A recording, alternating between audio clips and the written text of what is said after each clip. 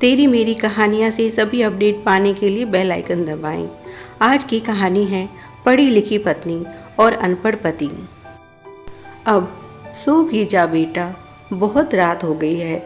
अम्बा जी ने प्यार से इशिता के सर को सहलाते हुए कहा। वह बोली, बस थोड़ी देर और अम्मा, ज़रा यह चैप्टर ख़त्म हो जाए। पहले यह दूध पी ले। इशिता, हम पी लेंगे, आप रख दो टेबल पर। अम्मा जी बोली, देख कहीं ठंडा ना हो जाए, जल्दी पी लेना। और वे चुपचाप इशिता के कमरे का दरवाज़ा बंद करके बाहर निकल आई। उन्होंने घड़ी में समय देखा तो 12 बजने वाले हैं। फिर वह सोचने लगी, यह समय भी कैसे पंख लगाकर उड़ जाता है। कल तक नन्ही इशिता मेरी गोद में आकर छुप जाया करती थी और अब यही कुछ दिनों में ससुराल चली जाएगी। बच्चे कितनी जल्दी बड़े हो जाते हैं। इशिता उनकी बड़ी बेटी है और जल्दी ही की शादी होने वाली है। अम्बा जी और किशोरी लाल के 3 बच्चे हैं, इशिता, भावना और कुलदीप। इशिता उनकी सबसे बड़ी बेटी है। इस साल वह M.Com कर रही है और अभी परीक्षा की तैयारियों में व्यस्त है। परीक्षा को ध्यान में रखते हुए उसकी शादी की तारीख 2 महीने बाद की तय की गई है। इशिता शुरू से ही पढ़ाई में होशियार रही है। जितनी वह खूबसूरत है उतनी ही समझदार भी। उसकी सगाई पास के गांव के बहुत बड़े जमींदार चंद्रशेखर जी के लड़के रजत से हुई है, जो कि इंजीनियर है।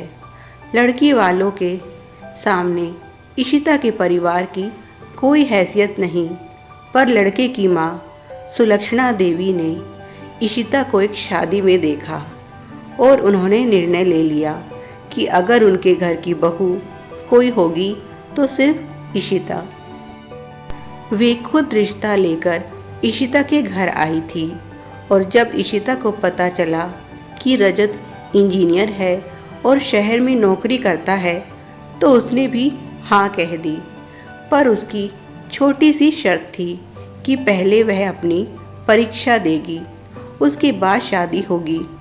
सुलक्षणा जी को इसमें कोई आपत्ति नहीं थी। वे भी चाहती थी कि उनके बेटे को उसकी बराबर की लड़की मिले और इशिता हर तरह से उनके बेटे के योग्य थी।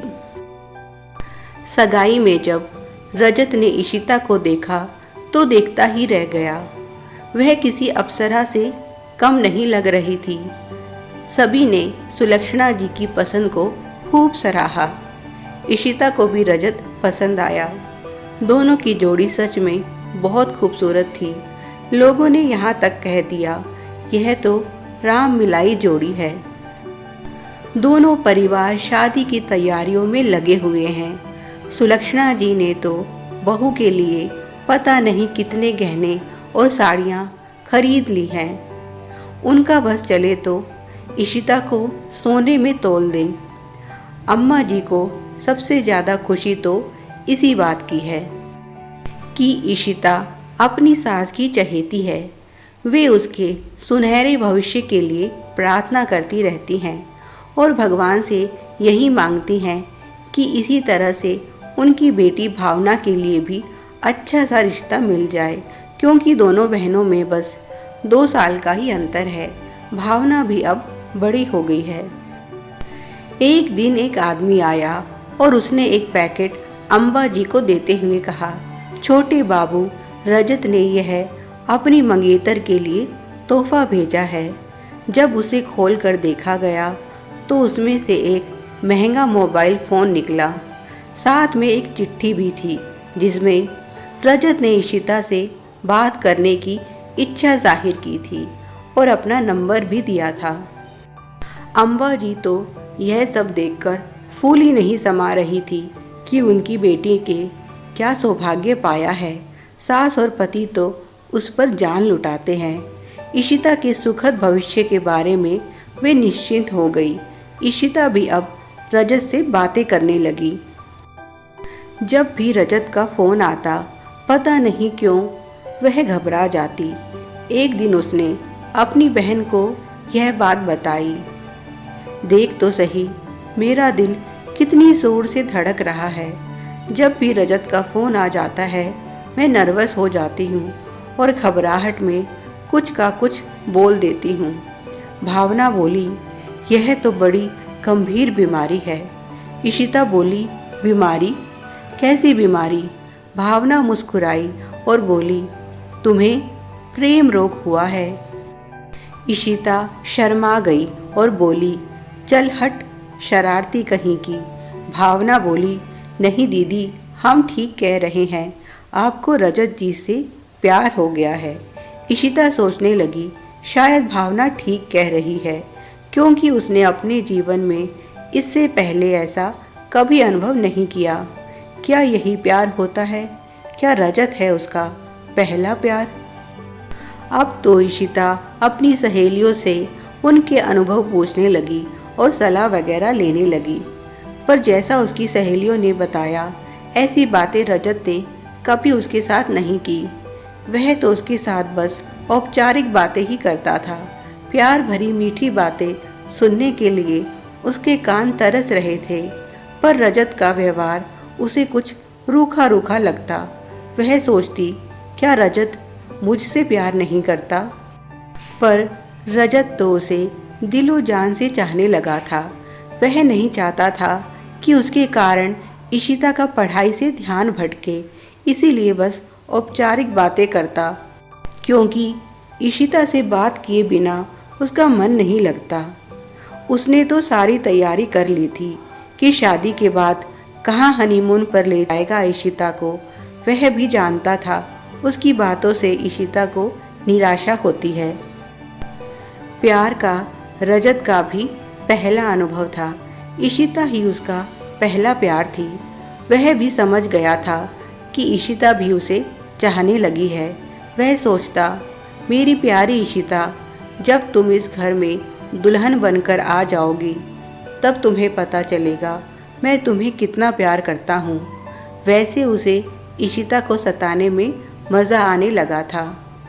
जब भी वह उससे उसकी पढ़ाई की बातें करता तो इशिता झुंझला जाती। पर वह नहीं चाहता था कि उसके कारण इशिता की 2 साल की पढ़ाई खराब हो जाए। वह बहुत समझदार था, जानता था कि सबसे पहले पढ़ाई है।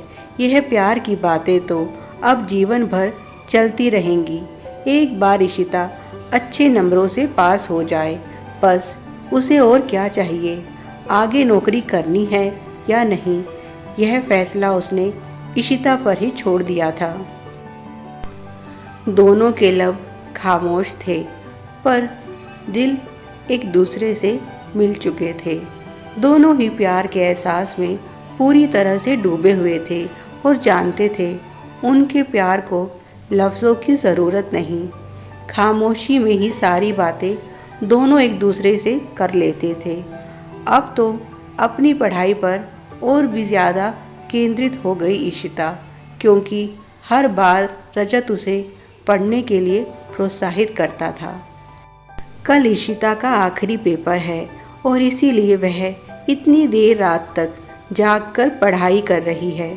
उसके सारे पेपर बहुत अच्छे गए हैं और वह चाहती है इस आखिरी पेपर में भी कोई कमी ना रहे। आज तो रजत ने उससे बहुत थोड़ी देर के लिए बात की, क्योंकि वह उसका समय खराब नहीं करना चाहता था। पर उधर रजत को भी आज रात नींद नहीं आ रही थी। वह बस करवटें बदले जा रहा था। उसे भी कल का इंतज़ार था। Please like, share and subscribe. Thanks for watching.